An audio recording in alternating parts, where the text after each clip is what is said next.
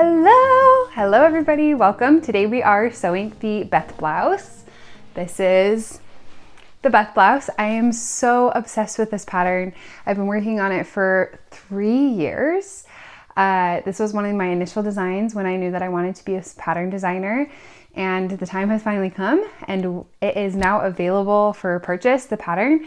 And this whole video is going to be walking you through every single step, making sure that although the instruction booklet should get you through it just fine, that if you just need a visual, it is here for you. Also, it's so fun for me to be able to talk about the pattern and just give you a little bit more information that maybe I wouldn't be able to write down on a page or doing a quick Instagram story or anything like that. So I can give all the information that you might want and need. And of course, if you have any questions, please comment them below. I would love to answer them. Talk all things Beth, talk all things ruffles, talk all things Peter Pan collars. That's what this is for. So go ahead, and if you don't have the pattern already, make sure you have it. Or if you don't have the pattern and you're on the fence about it, maybe just hang out with me and see if this pattern is right for you. But you will need the pattern, which is available. I'll put the link in the caption to make sure that you can actually make this blouse. You know, if you want to make this pattern, you will actually need the pattern files, because I'm not giving the shapes, I'm not giving any of that information. I'm just, because I couldn't, frankly, over a video, but also because this is just to walk you through how to make this blouse. So I've gone ahead and I have my blouse instruction file right here. This is the Beth blouse. When you open one of my files, you will get the instruction booklet and then you will get the files. We'll go over that in a second. So I'm going to be going through just the little beginning of the instruction booklet to give you more information. Okay, so first things first, in the instruction booklet, I talk a little bit about the different files that you will get. So when you download the Beth blouse, either from my website or Etsy or from any of my wholesalers like the Fold line, you are going to get the instruction booklet PDF pattern, and then you will also get the US letter and A4 size. That's one file. It's formatted to work both for US letter or A4 printers. You will also get a projector file, and you will also get an AO file. AO is for if you want to send it to a copy shop, and of course if you have a projector, that's what those files are for. I also have a quick tutorial that's embedded in the instructions and will also be linked below on how to assemble PDF patterns. If you've never done that before, if you've never bought a PDF pattern and you don't know how to tape it all together, I have a little quick tutorial on a few different ways that you can do that. I also have a embedded file on how to download Adobe Acrobat. All of my patterns are layered, so if you want to just print your size instead of all 15 sizes, be sure to do that. Make sure you have Adobe Acrobat installed so that you can just print your preferred size. Okay, a little bit about this pattern, okay? So Beth is a Peter Pan collared blouse, and it has ruffles. The ruffles, although they technically could be optional, really aren't. They are meant to be there. So if you got rid of the ruffles, you would have some weird spacing here. And in the back, you would also have weird spacing right here. So it has Peter Pan collar and ruffles. That being said, I don't have this listed as like an option for the blouse, but if you didn't include the collar, you could also just get a really, really cute blouse. So that might be something to consider just as like a view C. I didn't list it as that, but I for sure will be making one without the collar because I love the sleeve detail enough to just have the blouse without the collar. It is kind of an oversized, boxy-ish kind of A-line shape. It's kind of in between those two. And it also has a placket right here with buttons going down the front and this optional placket ruffle. All of the views include the buttons. If you on the picture, it shows the front and back. If you're confused and you're thinking there's no buttons in the front, that's just the back. So that all of the views include buttons down the front, but this placket ruffle is optional. You could do it for view A or view B. And the only differences between view A and view B are the short and long sleeves, but they are made exactly the same. So the instructions throughout the instruction booklet will be for the short sleeve, but they're constructed exactly the same. So it won't matter if you pick long or short sleeves. It just matters what pattern pieces you choose, and the pattern pieces are labeled very distinctly so that you know only to use the long sleeve or only to use the short sleeve. Okay, another detail, there's a slight gathering up here. So it's a slight puff. There's gathering right here. Then there is this sleeve band right here and a ruffle. And then on the inside, there's also a sleeve band that's identical to this, which is everything is hidden inside. And so it's clean and beautiful, okay? Round neck, does have a bit of a wider round neck. I didn't want something super close this time. I wanted something where you could see your collarbones. It just felt very elevated and very pretty. So that's it. I love wearing mine untucked, but it's also a good length where it's long enough that you can tuck it in with high-waisted jeans or elasticated pants, which also looks really, really good in my opinion.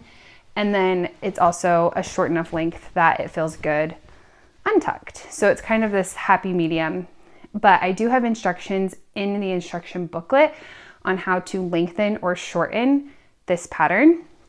It is drafted for somebody who is 5'6". That's actually how tall I am, but also I feel like it's a really good in-between size. And so if you are taller or shorter than that, you may choose to shorten or lengthen the length of the bodice or the sleeves. I do have information for that in the pattern adjustment section. The skill level on this pattern is rated adventurous beginner. So although nothing in this pattern is super hard, there are skills like making a buttonhole, adding bias binding, adding ruffles, and gathering. And so it just takes time.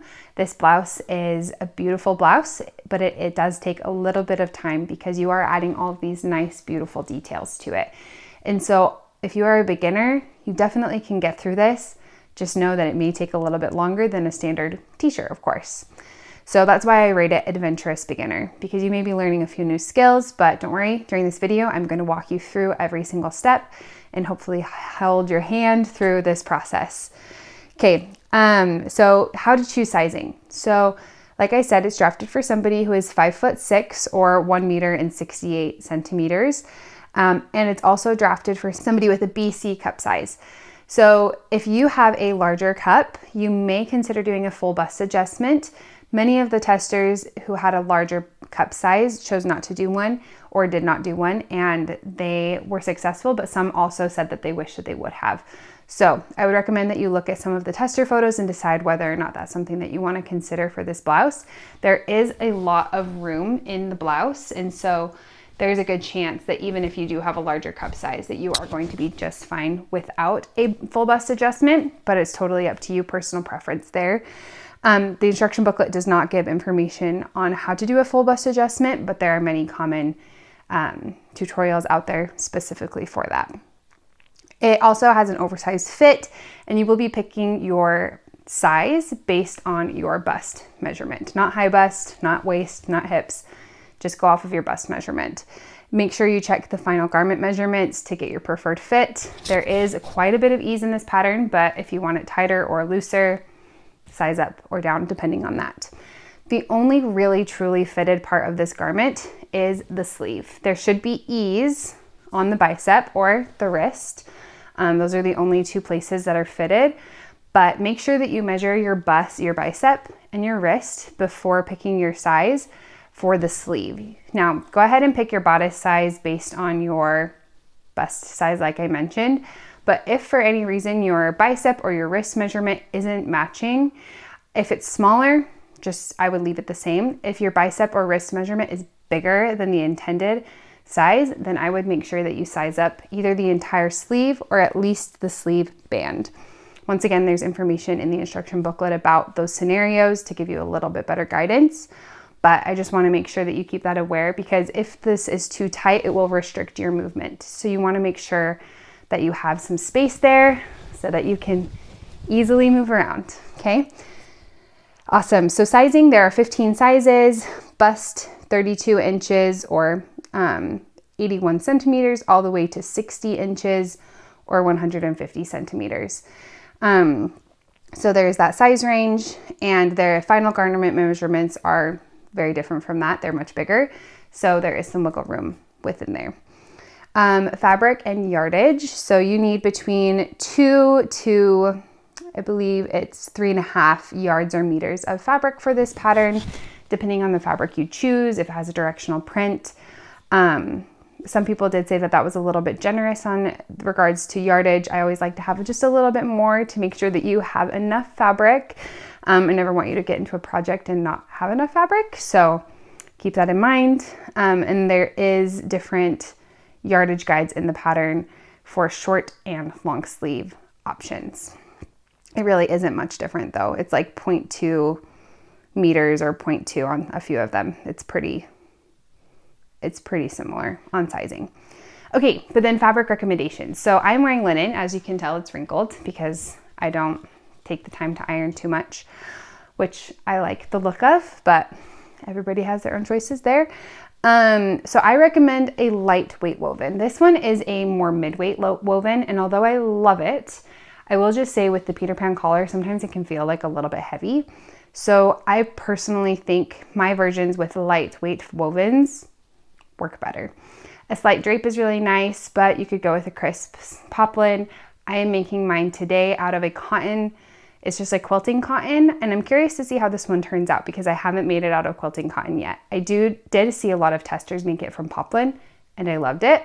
I loved their linen versions. There were also a lot of really beautiful viscose ones, tencel, chambray, and of course you could be really crazy and just go ahead and make one out of denim and make like a jacket.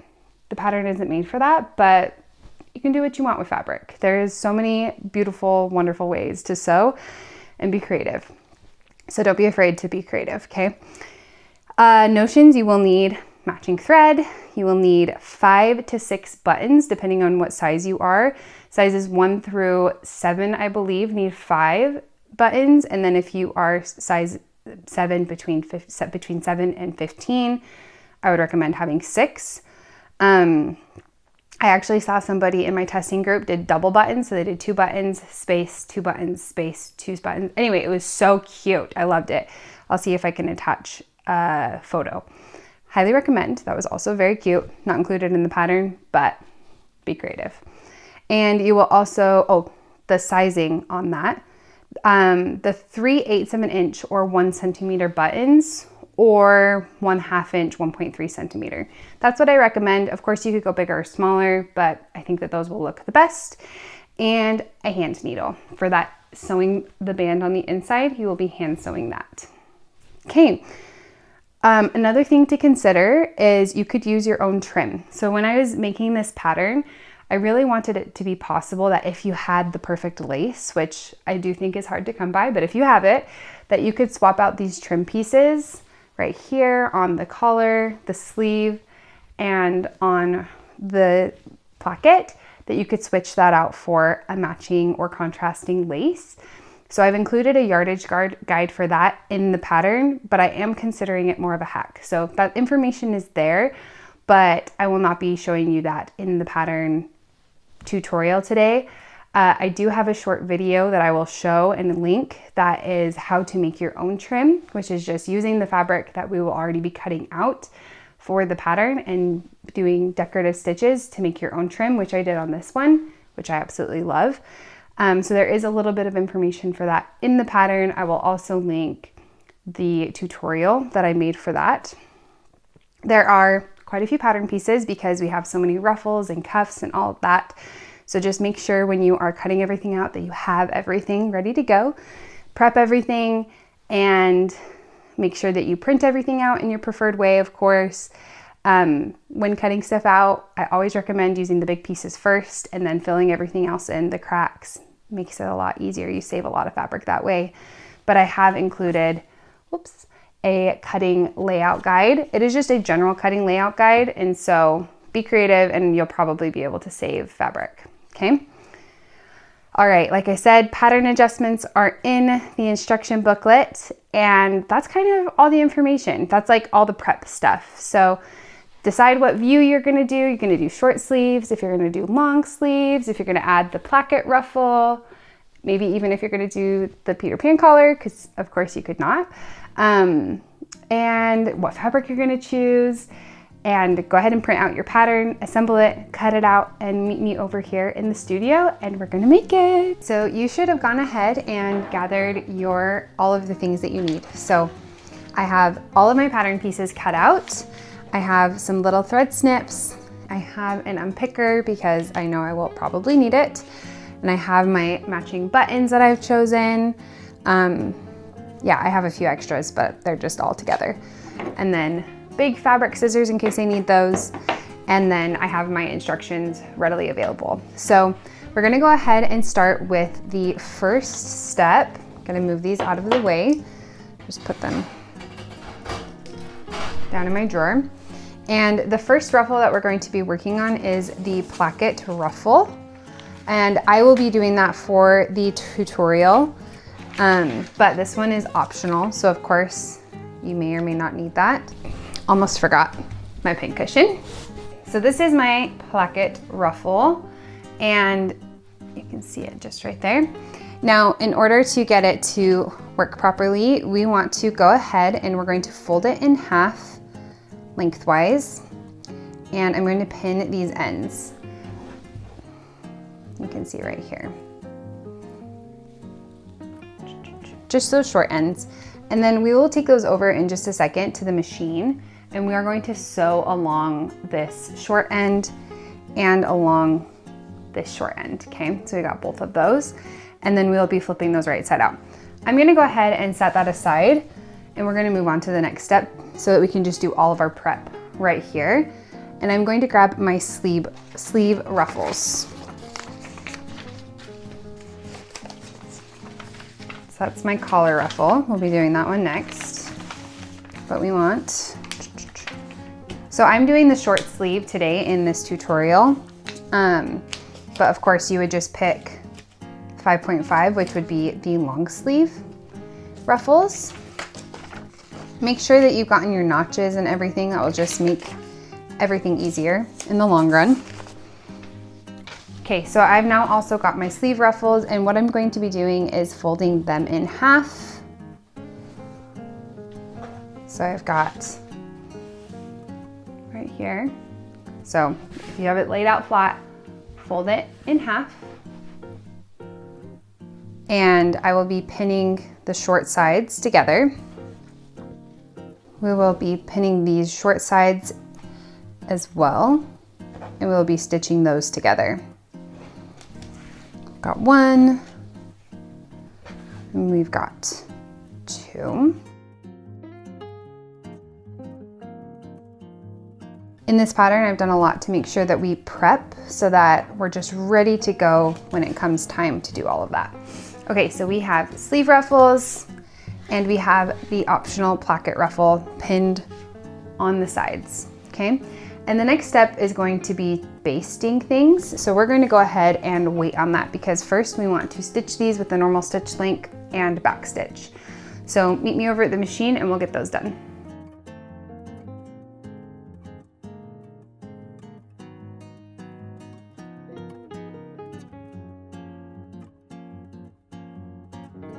So that was my sleeve ruffle. I'm going to go ahead and do that on my other sleeve ruffle.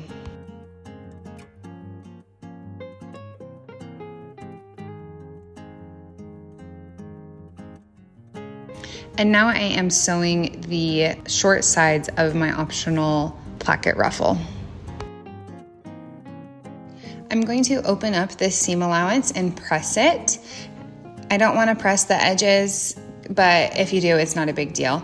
We're gonna go ahead and fold it in half lengthwise. You're gonna put the raw edges together, line up all of the notches, and you'll do that all the way around. You can iron that flat or on the round, it doesn't really matter. It will get changed later. So make sure that you're just doing the best you can with that and make sure that the edges are just really close together for basting.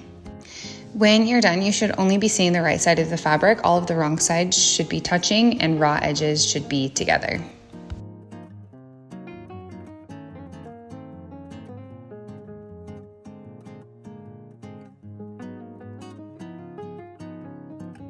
All right, and now I'm gonna go ahead and do that on the other sleeve ruffle.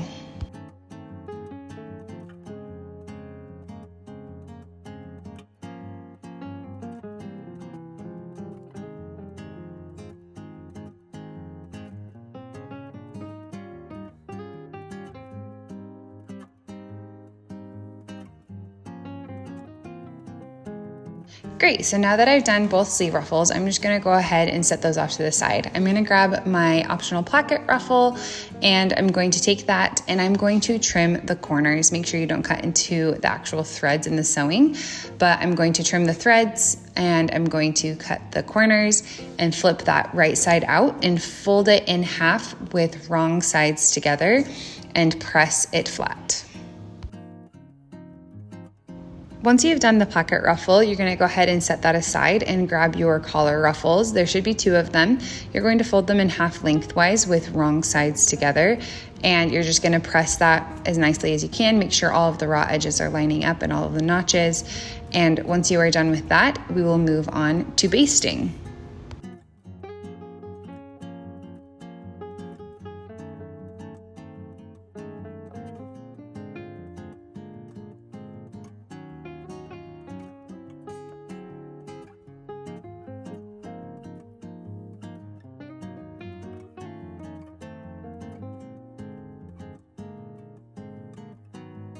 Now go ahead and grab your sleeves, and what you're going to do is I just want to show you exactly what we're about to go do, but I want you to identify where your notches are. Make sure you have them because we're going to be basting between the notches on the sleeve head.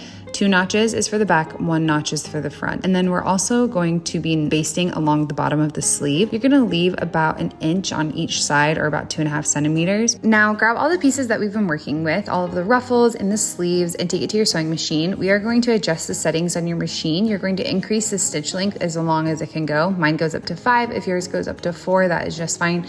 But get it as long as possible, and make sure that if you have any back stitch sheddings, that they are turned off. You will not be back stitching. You will just be sewing straight lines, and you will be making sure that you can gather those threads together.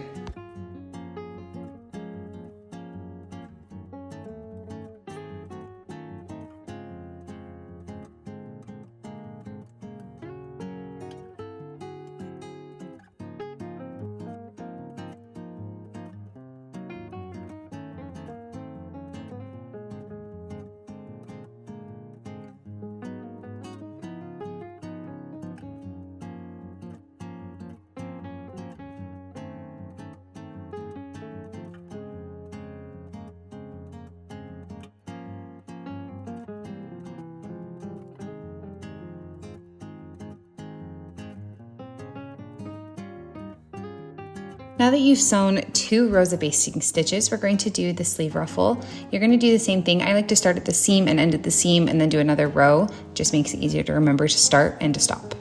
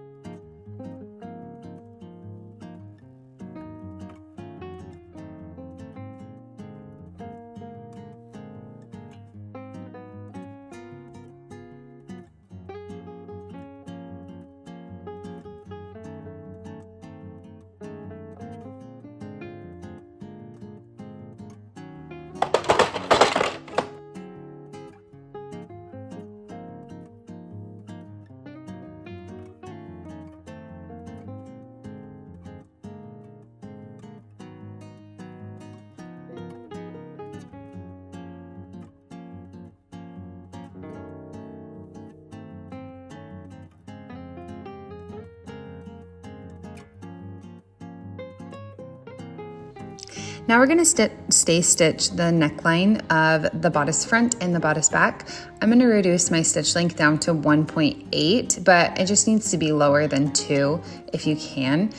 Basically what we're trying to do is make sure that the neckline doesn't stretch out, and by doing a stay stitch, so it's going to be as close to the edge as you can get it. It needs to be within the seam allowance of which is 3/8 of an inch or a centimeter. So it needs to be less than that because we're not removing these stitches. We're gonna go around this curve, and while we're doing that, you wanna make sure that you do not stretch this curved area. In fact, you almost wanna be like pushing it into the machine, not like pleating it, but you want to be feeding it into the machine so it's not pushing, it's not gathering, so that this neckline doesn't stretch out. We've now finished all of our prep, which means we now get to start assembling the whole pattern. So this is my back bodice piece. I have basted my sleeves along the bottoms, along the top. I have also basted along the different ruffles. We've got our collar ruffles, we've got our optional placket ruffle, and our sleeve ruffles. So we're gonna go ahead and we already stay stitched the back bodice and the front bodice pieces. So the next step is going to be attaching the shoulder seams. We're going to be putting them with right sides together, and we're going to be stitching and serging those seams together.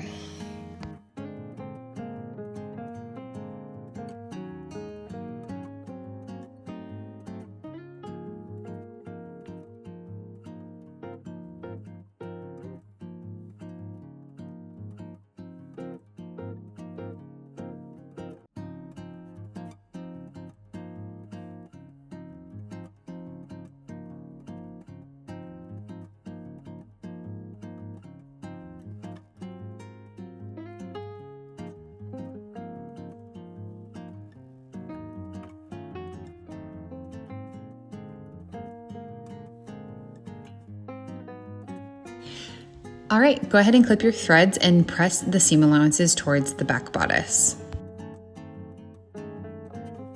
Next up, we're going to start working on our collars. You can set aside your bodice and you're going to get your collars. You should have 4 collar pieces that were cut out, and you should have 2 pieces mirroring the other 2 pieces. You're just going to take 2 pieces and lay them with right side up.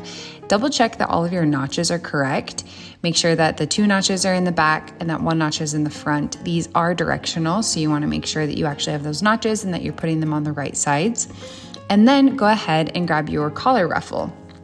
We have pre-basted that, and what we're going to do is pull 2 strings from either the bottom or top. It is easier if you do it from the bobbin threads, and as you pull those, you're going to start pulling gathers. I find it really helpful to take it over to the ironing board once I've pulled it pretty tight and I iron the ruffle flat. It just helps when it wants to curl and things like that, and then I can adjust the ruffles a little bit easier.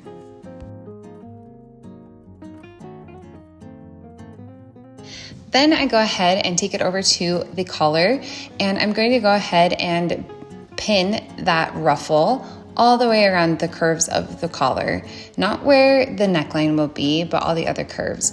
And you may have to play with this a little bit and adjust and stretch out the basting a little bit so that it fits around, but you want to make sure that you are not pulling the collar. Flip it upside down and you can see if the collar is misshaped or puffy or weird in any section, the basting stitches are pulling it in. So you need to loosen your basting stitches. Just try to get them in as even as possible and pin as much as you need. This part just takes a little bit of time and a little bit of patience, but it's really beautiful and it's a fun little way to make something beautiful. Now, the instructions tell you to go ahead and baste that ruffle in place, but I was feeling like I didn't want to do that apparently. So go ahead and grab the other collar piece. Make sure that it's the one that actually is supposed to go on top of it, and make sure that the notches are lining up, and you're going to sandwich that ruffle between the 2 collar pieces. The collar pieces will have right sides facing together, and pin it all the way around.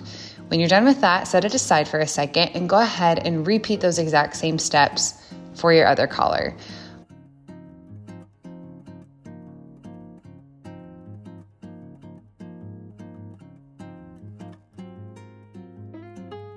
Once you're done with that, you're going to go ahead and take it over to the sewing machine, and you will sew around where you have it pinned, around those curves. You're going to sew with a 1 centimeter seam allowance, just like the rest of the blouse.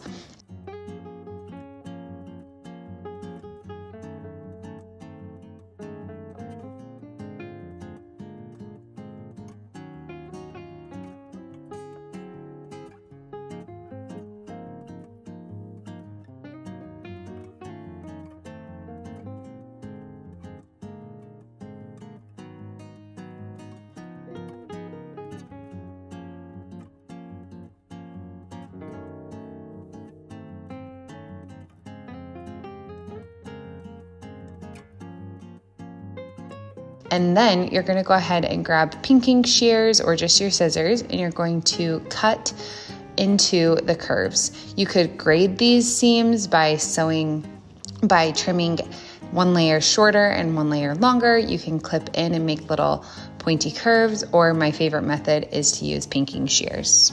Then take your collars and flip them right side out. You're gonna pull on those ruffles to make sure that everything is pulled tightly and nicely, and remove any visible basting stitches. As you're doing this, you really wanna make sure that your collar is laying flat and that it's not curling or pulling up. If any of your gathers look wonky, make sure you go back and fix them, because it will be a lot harder to if you wait till later. All right, I hope you're doing well. Take a deep breath. We have done some of the hardest bits. All of the ruffles. We do have a little bit more on the sleeve, but like that is all the big ruffles. So, oh no, we have the placket ruffle. Still not the biggest ruffle. We've done the biggest ruffles. Get some water, get a snack, get whatever you need. Now what we're going to do is we're going to be adding the collar to the bodice. So go ahead and grab your front and back bodice. They're already sewn together. Grab your collars, and we're going to pin those on there. Now we're going to be attaching the collars and the collar ruffles. Oop, I just found more basting stitches. I'm gonna fix that. Okay, now we are going to be adding the collar pieces. So what we're going to do is, there should be a notch in your center back when you cut it out, but if not, just go ahead and make sure that you fold your back bodice in half and find the center back. We want to line up the edge of our ruffle with that notch. There's a teeny little notch right there, okay?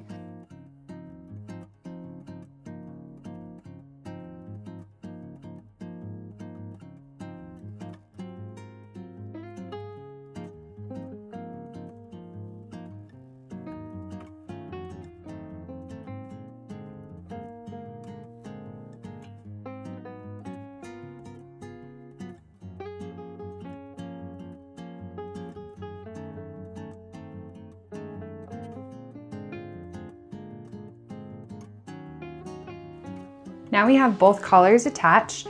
We're just gonna do a basting stitch to keep these in place right around here. You could just leave it pinned, but it is nice to have it basted in place. I'm going to wait to baste on mine just for a minute, because I'm going to wait until I have basted my front ruffle. So I'm going to scooch this back a little bit, and we are going to go ahead and place our placket ruffle. If you are not doing the placket ruffle, of course you can just skip this step, but I'm going to go ahead and gather. We've already basted, we're ready to go. So glad that we got the basting out of the way, and going to get this ready to go for placing it on the front right side. Now, of course, it's laying down, so you're seeing the front, it looks like your left, but on your body, it will be the front right side.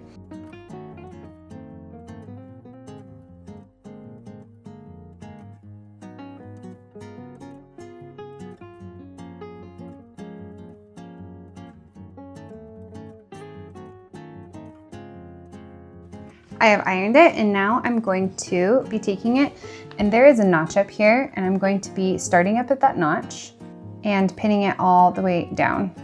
There's also a notch on this placket and a notch down at the bottom right here, and you want to evenly distribute these gathers between all of those notches and that space right there. That's what that little notch is for at the bottom. It's to tell you that if you're using a placket ruffle, that is where you want it to stop.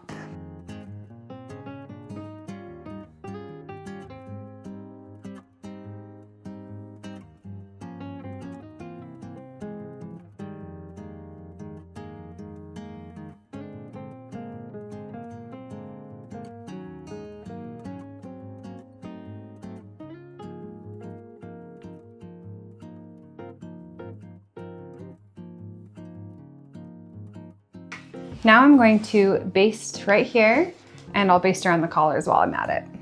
I'm going to go ahead and increase my stitch length. And I'm going to remove back stitching.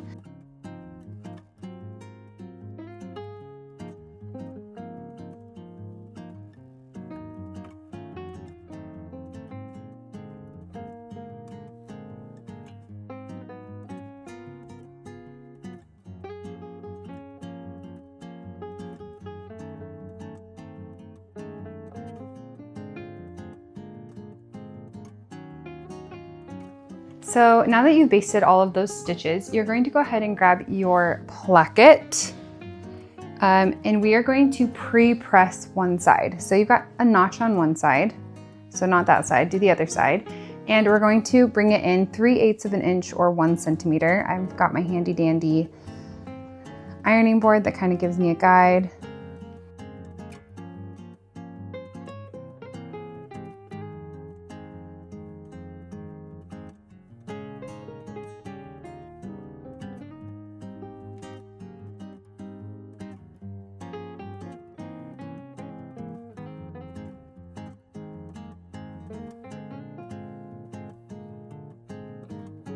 We're going to take this back over to our sewing table and we're going to add these to the front bodice. We are going to take our placket and we are going to line it up right here and pin it all the way up.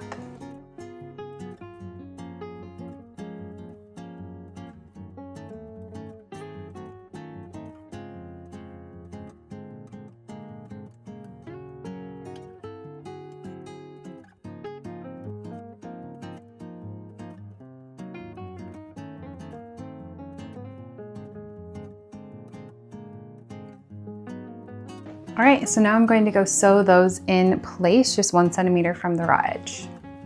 Before I start, since my machine is already in the basting setting, I'm going to go ahead and baste this top section right here. It just makes attaching the bias binding a little bit easier.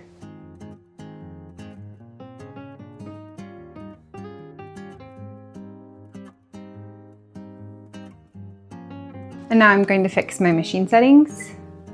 So I'm now back at a 2.4 stitch length and I will be back stitching using your 1 centimeter seam allowance.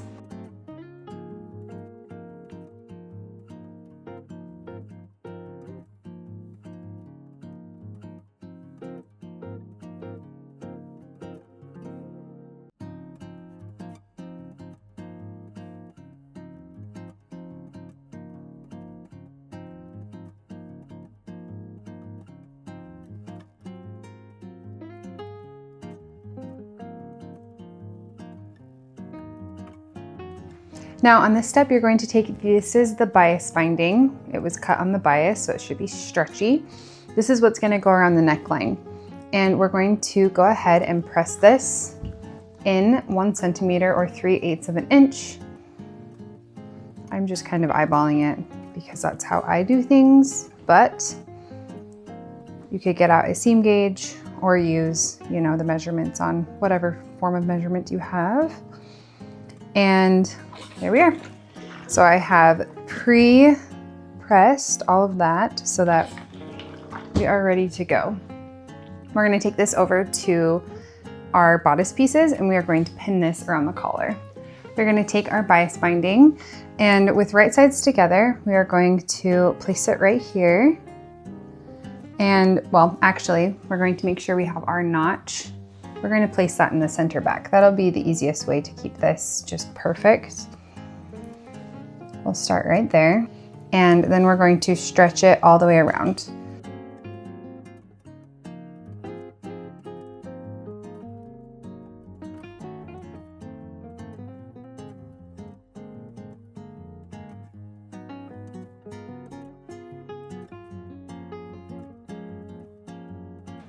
You can see that I'm purposely pinning through here and then the edge because that way it kind of holds the binding in place. You can see that because it's cut on the bias, it's stretching around that collar.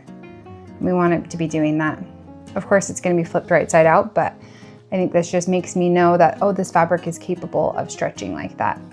There may be a few small instances where your fabric does not stretch as good on the bias, depending on the type of fabric it is. If that is the case and you're finding that this doesn't fit, which shouldn't happen, but if you are finding that to happen, maybe go back and recut it out, but add a little bit extra on both ends, maybe up to 1 centimeter, just in case your fabric is not giving you the stretch that it should on the bias or that you want it to give.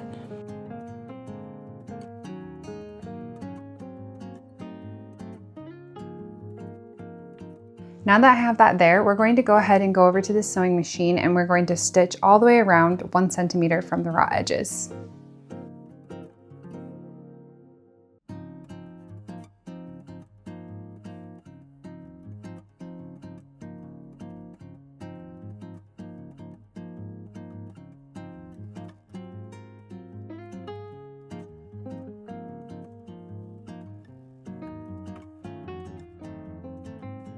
Now you're going to take it and flip it so that the wrong side is up. This part is really fun and a little bit magical. So when we flip it right side out, we're also flipping out the placket.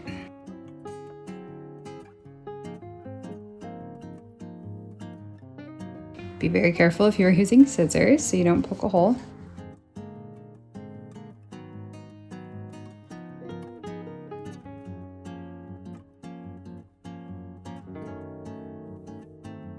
We'll take this over to the iron in a minute, but what we're going to do now is we're going to continue with our bias binding, folding it over. You may find it easier to take the fold of the binding and wrap it around the seam allowance and turn it this way. Now, you could just do it like this, but then you would have a stitch line on your collar. So I don't like having it on my collar. I want it to look clean on my collar. So I'm going to pull my collar out like this. Now, as you can imagine, this was fun to illustrate, so I apologize if that looks a little confusing in the instructions, but it's just those cute little ruffles hanging out in here.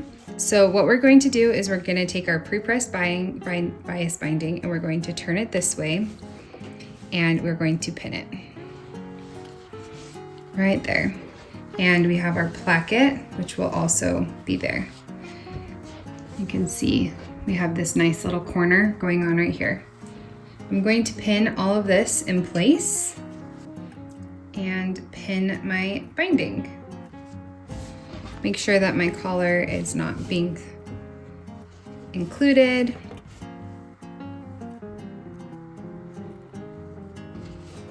This is one of those experiences that when you're sewing it or when you're looking at it for the first time, it's like, what is going on right here?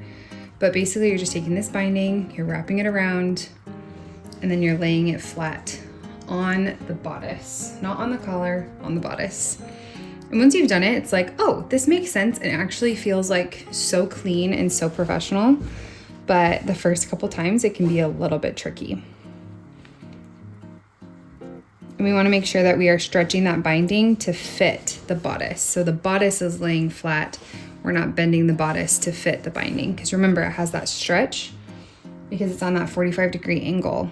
We are getting that the stretch, the bias of the fabric. And we are taking advantage of it by doing this. If you tried to do this with something that was cut on the grain or the cross grain, you would get a very, very wonky looking neckline.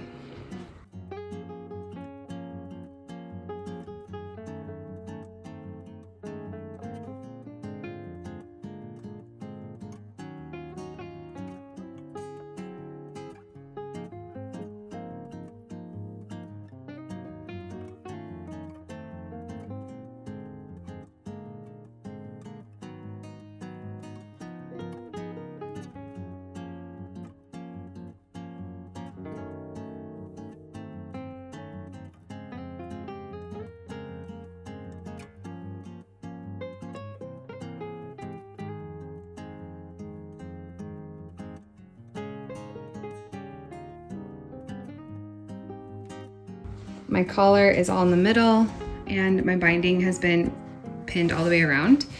I'm also going to take my placket, and because I'm using quilting cotton, I can actually do it quite nicely where I lick my fingers and I roll this out. But you may need to go over to your iron and press these seams.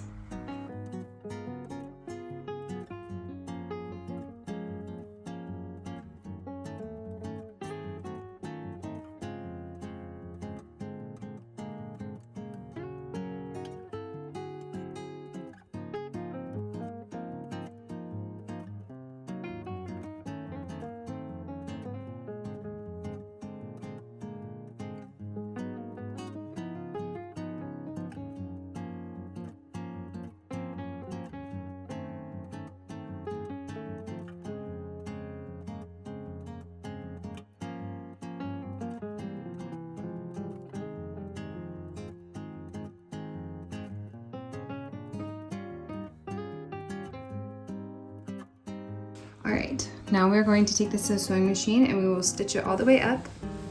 And you can go all the way up and then you can start sewing from here to here, or you can pivot. And I think on this one I will just pivot and then go all the way around the binding.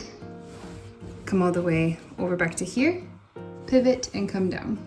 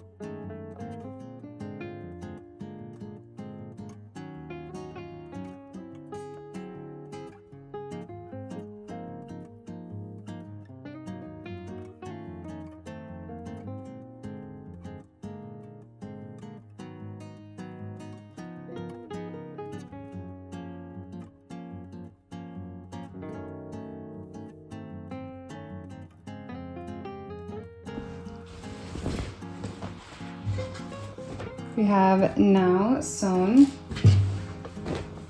all the way around. From the outside you can see it.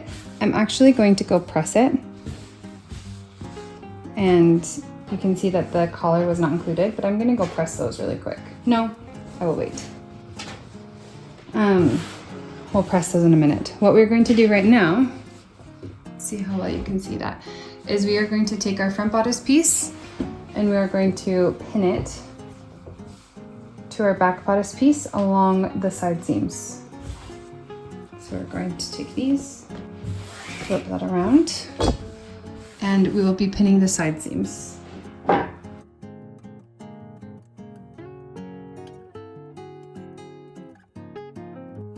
Now we are going to go sew the side seams and then serge them.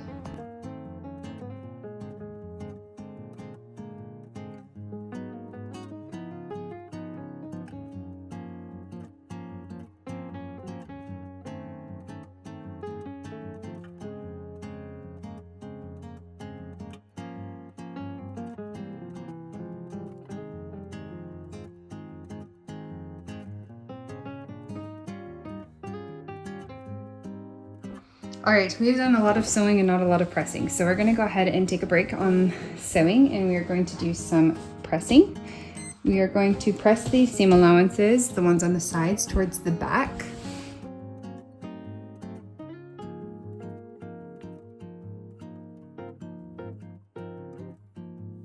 And then I'm going to iron this placket really nicely. It's looking like it really could use some ironing. There we go. And I'm going to press the top of this collar. Make sure that it stays on the curve.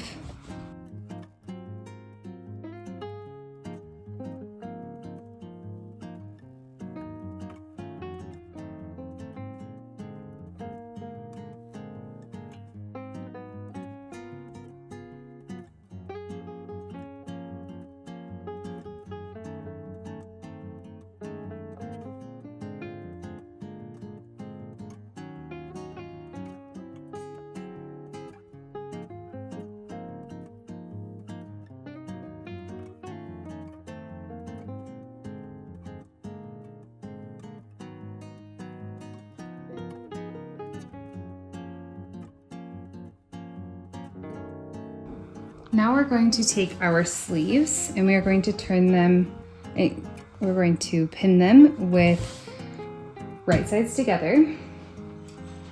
And we're going to be sewing up those side seams. We want to make sure we don't get those basting stitches in there.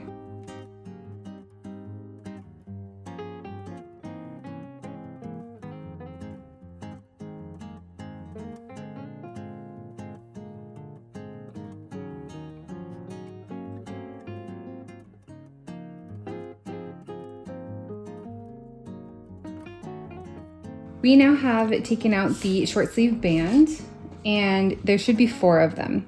Make sure you have your notches and I'm going to just take a pair of 2. We're going to be doing what we've done on a few other pieces in this pattern, and we are going to be pre-pressing up 1 centimeter or 3/8 of an inch. And this will just be what we're going to consider this our inner sleeve band. So this is the band that's going to be, there we go.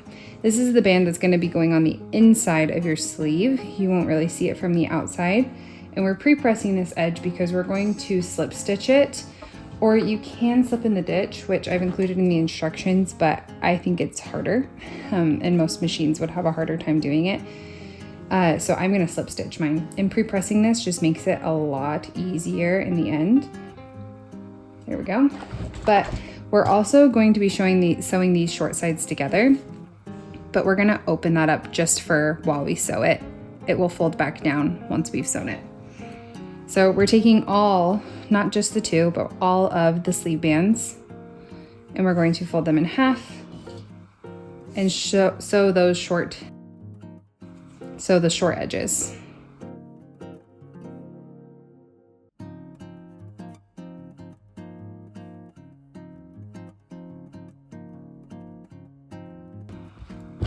Now we have all 4 sleeve bands. We're going to take them to the sewing machine.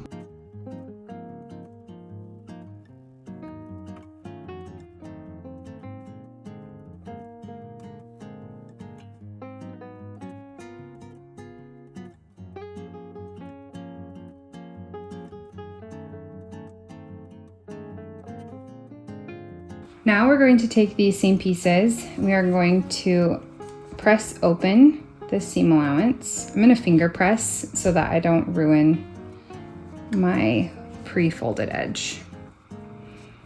There we go. And I can do a little seam right there. So that is on one of them. And I'll do the same thing right here. I want to open this up and do a little finger press, fold that down. Great. Inner sleeve bands and my outer sleeve bands, the ones that will be seen from the outside, I will be pressing that seam allowance open.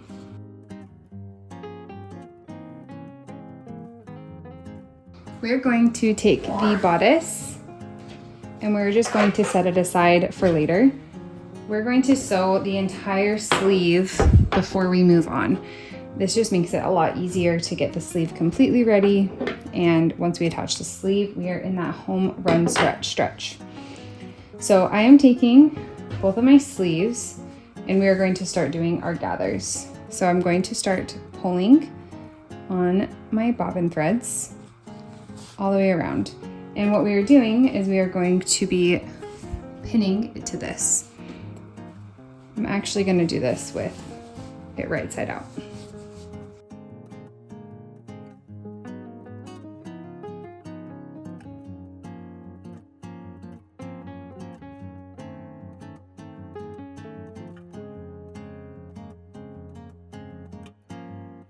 That looks about right. We're going to start pinning. So we have my sleeve right side out and we have my sleeve band wrong side out. We're going to match up the seam allowances, well, the seams. So this is the seam, this is the seam, and we're going to pin those together right there. I should get my pins. My camera cut off, but I went ahead and pinned all the way around, and we're going to go back to the sewing machine and we're just going to base this in place and then flip it right side out.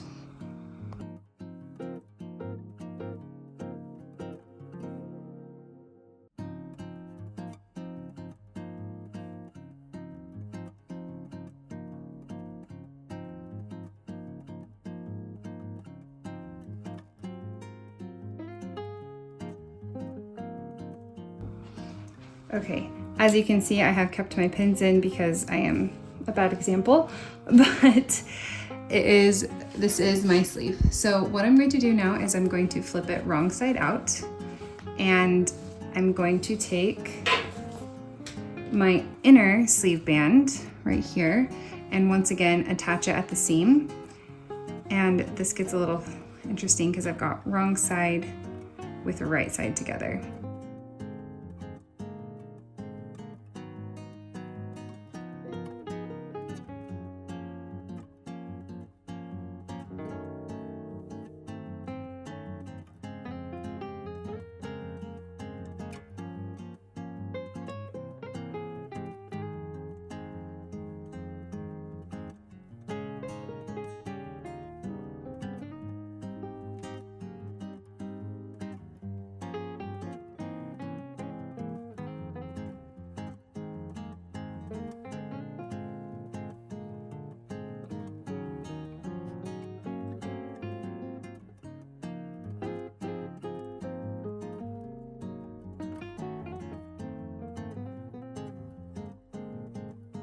Now this is the part where, just watch carefully, but we are going to pull our outer sleeve band down.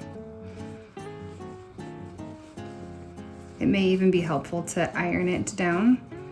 We will for sure be ironing it later, but we've got that. And we're going to flip the whole sleeve inside, right side out. Now I didn't flip down my inner sleeve band. It's still pushed up because right now we're going to be sewing in a way that we don't want to get caught. So I've left it pushed up, and we are going to, I'll remove all those threads in a minute, get our sleeve ruffle that we've already pre-made and pre-basted, and we are going to go ahead and begin gathering it.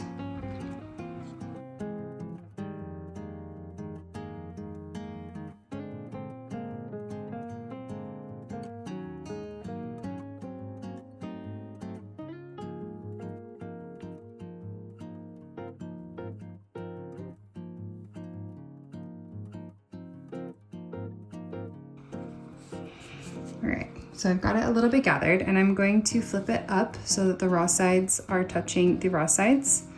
And I'm going to find my seam, which is right there, and line it up with this seam. Now remember, I'm just pinning it to the outer sleeve band. The inner sleeve band I am not pinning it to. And then I'm going to distribute the gathers evenly across the sleeve.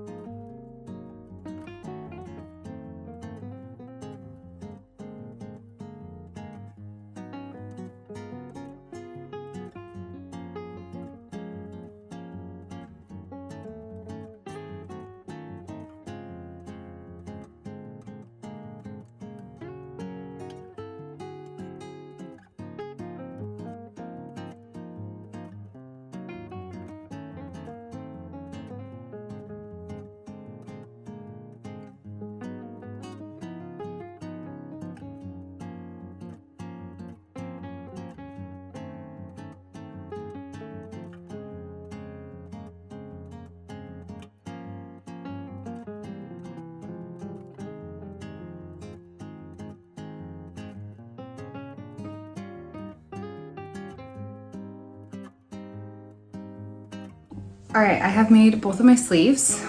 I just need to do the slip stitching on the inside, but I just wanted to show you I have it.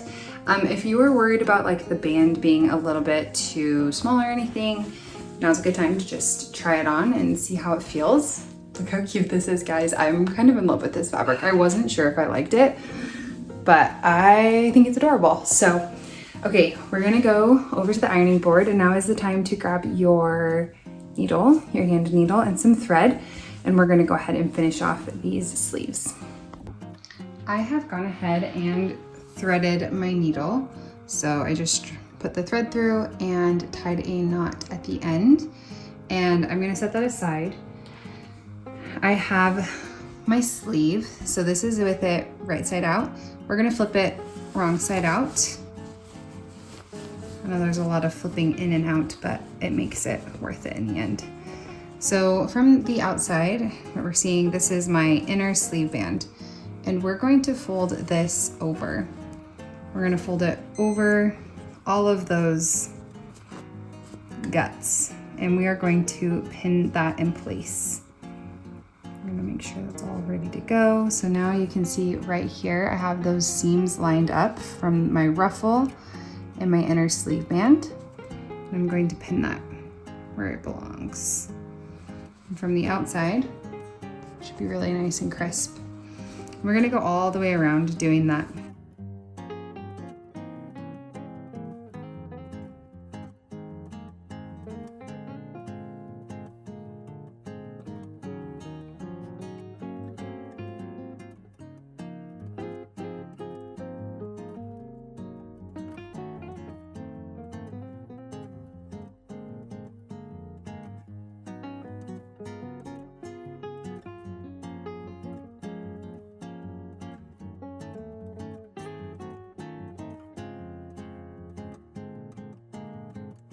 All right, so for now, I'm gonna leave any visible basting stitches that I can't see from the outside, I'm just gonna leave.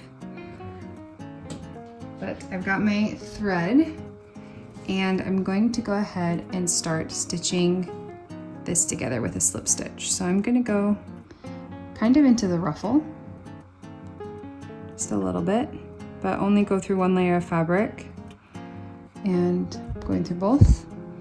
And then I like to go through the hole in my thread. So I'm kind of securing my knot. Looks like I did it a little bit, there we go. So it doesn't come through. And I usually do that first one a couple of times just to make sure that I'm really securing it.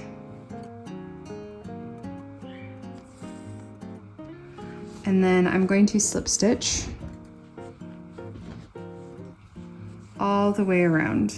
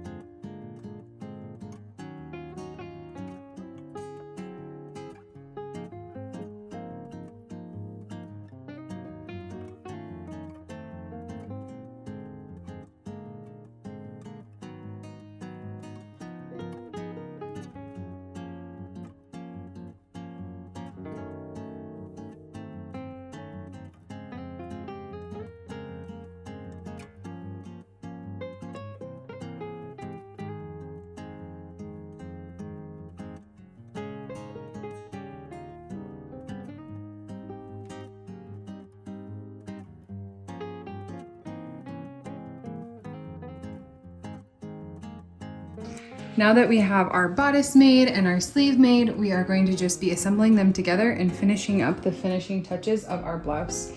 So we're going to turn the bodice inside out.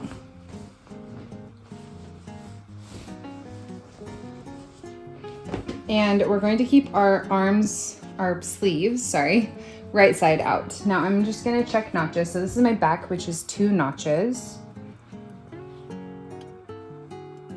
Looks like 1 notch, that looks like 2 notches. Okay, so this is the sleeve that goes in here because I have my 2 notches in front.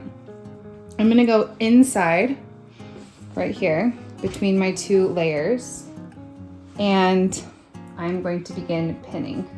So I'm pinning my sleeve to my bodice.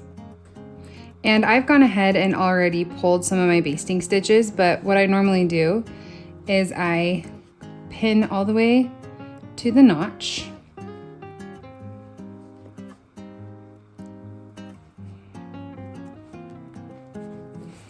And then I go on the other side. There's a notch as well. So I'm going to line up my notches.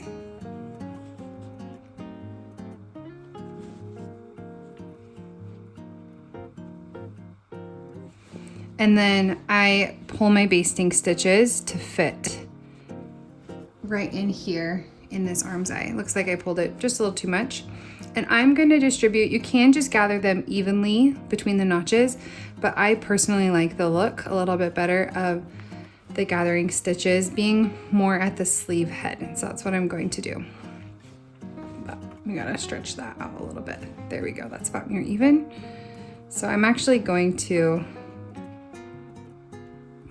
push all of those gathers more towards the top, but you can do it either way, just depending on the look that you are going for.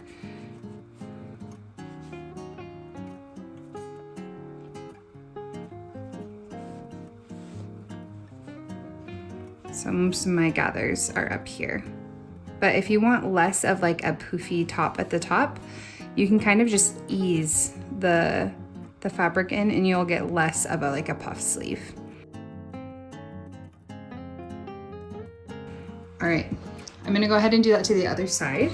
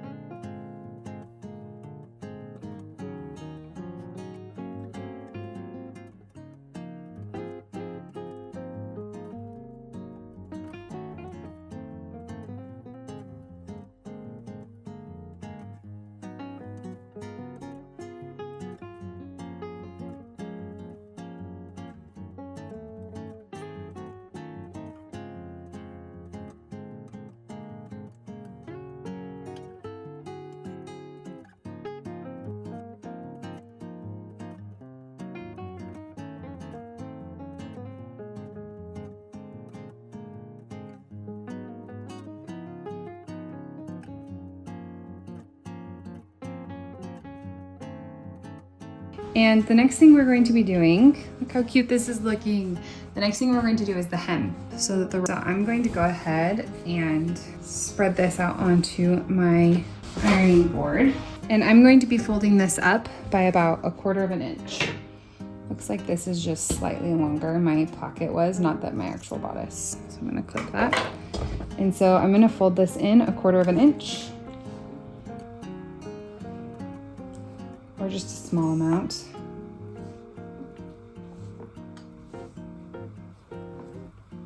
And I'll go all the way down doing that, but just for visual sake, I'm gonna fold that in again, about 1 centimeter.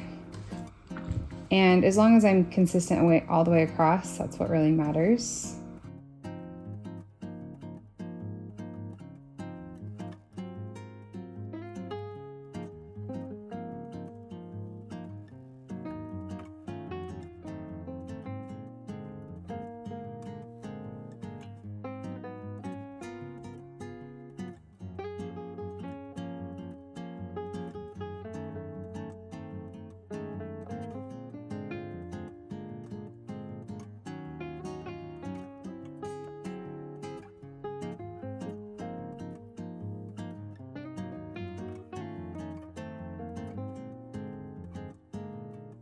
So now we're going to add the buttons. This is all that's left.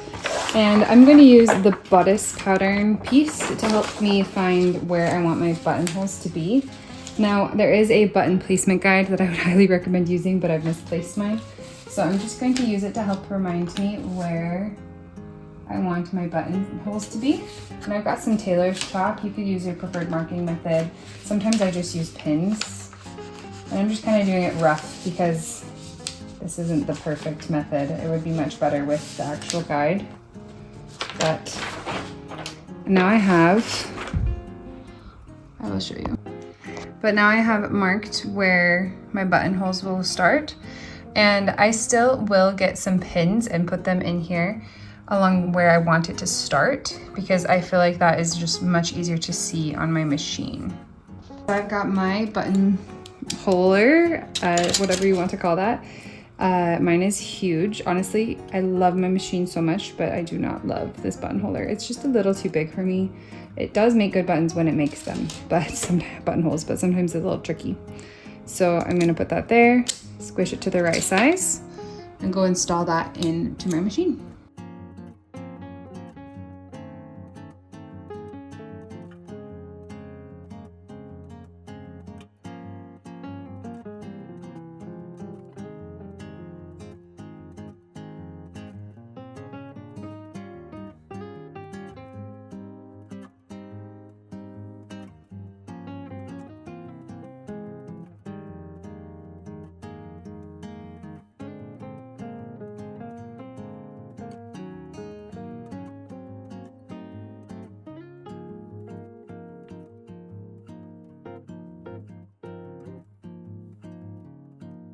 All right, I've created all of my buttonholes, so now I'm just going to trim all my threads.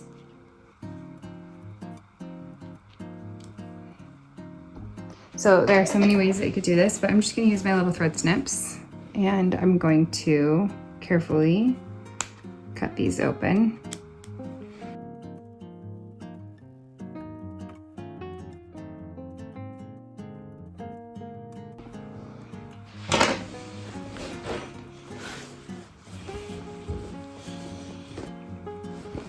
Right here. So now I'm going to match up where those are going and add a button. So I always hook it through to stabilize, go around a couple of times, make sure that it is secure. And then I will take my button.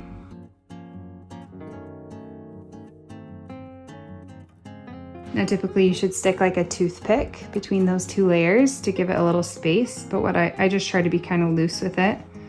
And then I always make sure that I wrap it around a few times, the string. And that kind of just gives it a little bit of room to get through the fabric on the other part of the blouse. And I'm going to secure it with a knot.